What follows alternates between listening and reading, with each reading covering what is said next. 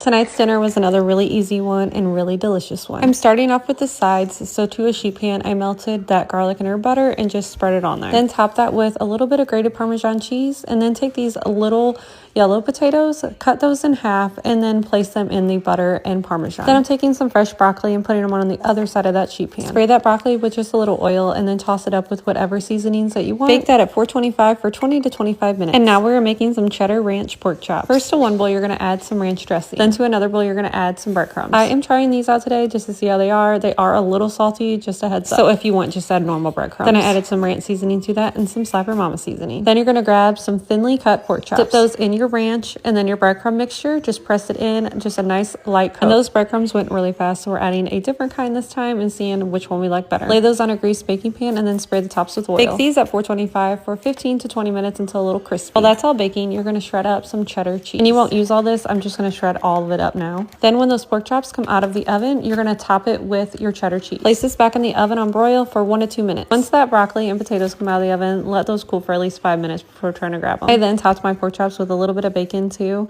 This dinner was so delicious. I highly recommend. I hope you guys give this one a try. Let me know if you do. Today I made a really easy dessert that me and my kids are obsessed with. These are s'mores chocolate chip cookie cups, and they are so incredible and incredibly easy to make too. First, grab a mini muffin pan and just spray it with a little oil, and then grab a pack of cookie dough and then put it in each little muffin slot. Then bake per package directions. Right when they come out of the oven, take a measuring spoon or something similar and then form just a little cup out of them, just like this. Don't go too thin with it either. Then grab a couple Hershey's bars and then break those into their little squares and then break them into your cookie Then top with 3 mini marshmallows. Put it back in your oven on broil for just about 30 seconds, just until the tops start to get a little golden. Now you need to let those cookies cool for just a bit, and then you're just going to push them down and twist them a bit, and they come right out of the pan. These are so perfect. I hope you guys give this one a try. This is a really quick and simple dinner that my family loves. First, grab a few of really thinly cut steaks and then just season them with some salt and pepper, and make sure to put a little oil on those too. Just cook in your pan about 1 minute on each side. These will not take long to cook just because they are really thin. Then to that same pan, you're gonna add half of a stick of butter. Once it's melted, add a couple diced peppers and an onion. Once those are about done cooking, add a couple tablespoons of minced garlic. Toss it up and add a can of diced tomatoes with green chilies. Then add 3 cups of instant rice and then 3 cups of beef broth. Then season it however you want. I am using some chili powder, some smoked paprika, and some taco seasoning. Let this boil for a few minutes, and this will not take long at all to cook since it is instant rice. And while that is cooking, you're gonna cut up that steak. And then you're gonna heat up whatever your favorite kind of queso is, and then pour that over the top. Then to that same pan, you're gonna add your cooked steak from earlier. This really simple queso steak and rice is absolutely amazing. My family loves it. I hope yours does too. Let's make an easy dinner for when the kids get out of school. First, I took a couple pounds of chicken breasts and I split those in half to make them nice and thin, and then just season them however you want. These are the seasonings that I am using. Now grab 2 separate bowls, and in one of those bowls, you're gonna put some Chick-fil-A sauce. And in the other bowl, I'm just putting some Italian-style panko breadcrumbs. And now grab a large sheet pan and spray a little bit of oil on that. Then take that chicken and you're gonna dip it in that Chick-fil-A sauce, just like this, a nice thin layer, and then you're gonna dip it in the breadcrumbs. Just a thin coat of both of these, and then put those on your sheet pan. Now spray the tops generously with some oil. You're gonna bake these at 425 for 20 to 25 minutes. I think I cooked mine for about 23 minutes exactly. And now for one of our sides, we're making a really easy macaroni and cheese. I'm grabbing a pound of sharp cheddar cheese and then shredding it up. I'm not gonna quite use all of that, but I'm just gonna shred it all up now. Then you're gonna start cooking your macaroni. Once those noodles are about al dente, you're gonna drain those, and now add a few tablespoons of butter to this and just toss it up. Make sure to do low heat here. And I'm grabbing some heavy cream, adding about a cup to a cup and a half of that to there. Toss it up, and then add about a cup of cheese at a time. I think I did about 3 cups total. Just mix that up until nice and smooth. And for our veggie, we just did some air fried green beans. And once that chicken comes out of your oven, let it sit for 5 minutes or so to cool. This dinner was a really tasty one, and we'll definitely be having it again. Today's easy breakfast is French toast cups. We make these all the time. They are really easy to make, and they're just really delicious. First, I took 12 slices of bread, and I'm just putting mine in the oven while I make this up just because I want it a little crustier. And now to a separate bowl, I'm adding 5 eggs and 1 cup of milk. And we always use cinnamon and sugar in our French toast, so I'm making up some cinnamon and sugar.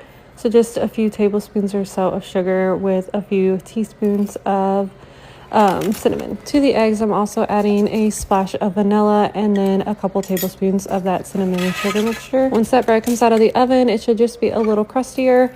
You're gonna cut this into small cubes just like this. And now you're just gonna dump all that bread into that same bowl with all the eggs and just mix it up really well. Now grab a muffin pan and then spray it with a little bit of oil. Now you're gonna fill each cup up with that French toast mixture. Usually I end up with 12 of them. Today I ended up with 11 of them. I probably should have added just a couple more slices of bread to that, but it's okay. You are going to bake these at 350 degrees for about 25 minutes. And when those come out, they do come out of the pan really well for me. I just take a little spatula at the end of it and then pop them right out. We serve ours with some powdered sugar over the top, and then we dip them in the syrup. These are so good. I hope you guys give them a try. Let me know if you do. Tonight's dinner was incredible. I made Mississippi beef angel hair pasta. It sounds a little weird, but it's absolutely amazing. First, to your pan, you're going to start cooking some ground beef. I'm doing 1.5 pounds, or you could go up to 2 pounds, I think. Then you're going to get a pot of water boiling for your angel hair pasta. Once that meat's about done cooking, you're going to drain all that grease. Then I added about 2 tablespoons of ranch seasoning and then 1 packet of au jus mix. Then I just tossed it up for a bit. Then grab some unsalted beef broth and add 1.5 cups of this. Just mix this up really well and it should start to thicken right away. Then you're gonna grab some pepperoncinis, and I added about 1/4 cup of that juice to that. And then I'm adding just a few of the pepperoncinis without the tops on them, and then mix it all up again. It should look like this whenever you get that all done. It is so amazing. If you want more sauce to that too, you could probably add another 1/2 cup. Then you're gonna cook that angel hair pasta. I'm doing 1 pound. Once that's finished cooking, you're gonna add that to your meat. Then just toss it up and you are ready to serve. Today I made one of my favorite dips ever. My mom would always make these veggie pizzas for big family occasions, and I was always the first in line to grab a slice. I made mine into a dip and it is truly so amazing. It makes the perfect appetizer, or I love to just eat it for lunch. You will not be able to stop eating this one. First, grab a large bowl, and now you're gonna grab 2 blocks of softened cream cheese, and it does need to be softened. Then you're gonna grab some sour cream, add 1/2 cup of that. Then you're gonna add 1/2 cup of mayonnaise, and now 1 packet of ranch seasoning. Just take this and you're gonna mix it up until everything is well combined. Now you're gonna grab whatever veggies that you want in this. I always do a red bell pepper, some fresh broccoli. I'm doing around 1 cup of each topping. And make sure you chop up everything really small.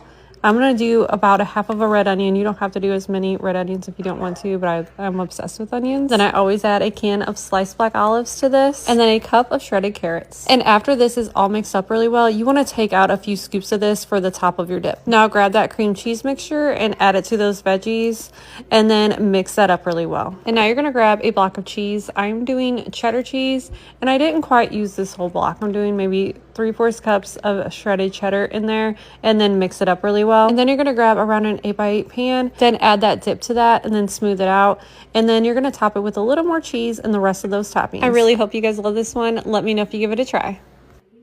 Tonight's dinner was another really easy 1-pan dinner that is absolutely amazing. First, grab a pound of bacon, and you're going to chop that up and then add it to a medium to low heat pan and start cooking that. Then grab a couple peppers and an onion and dice those up. And then while that bacon is still cooking, we're going to shred up all of our cheese.